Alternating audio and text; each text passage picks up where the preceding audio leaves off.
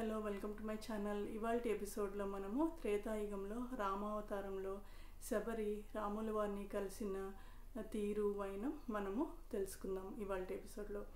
అయితే శబరి మాతంగ మహాముని ఆశ్రమంలో ఉంటూ ఉంటుంది.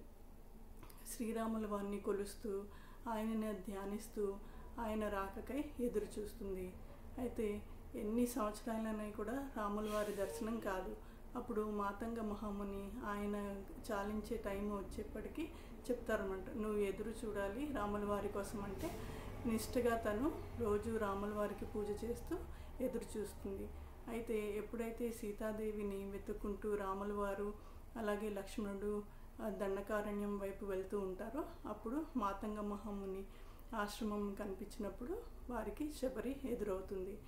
ఆవిడ రాముల వారిని కొలిచి మరి ఫలాలు ఇస్తుందన్నమాట నైవేద్యంగా. అయితే 1000 పళ్ళు ఇస్తుంది, కానీ కొరికి రుచి చూసి ఇస్తుందన్నమాట. అవి పుల్లగా ఉన్నాయో తీయగా ఉన్నాయో ఏమన్నా పురుగులు ఉన్నాయో అని చెక్ చేసి ఇస్తే అవి ఆనందంగా ఆస్వాదిస్తారు రాముల వారు. అవి తను ఎంగిలి చేస్తుందన్న ఇది కూడా మర్చిపోతుంది రాముల వారిని చూసిన ఇదిలో. సో ఇది శబరి మరియు రాముల వారి అదే మీటింగ్.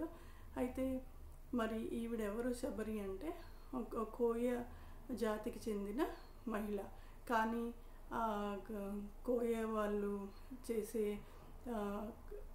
ఆటవిక హింసలు ఇవి తనకి నచ్చక మాతంగ మహాముని ఆశ్రమానికి వచ్చి దండకారణ్యంలో ఆయన దగ్గరే శిష్యరికం చేస్తూ ఉంటుందన్నమాట. సో ఇవ్వండి శబరి గురించిన విశేషాలు. మళ్ళీ నెక్స్ట్ ఎపిసోడ్లో కలుద్దాం. Thank you, bye bye.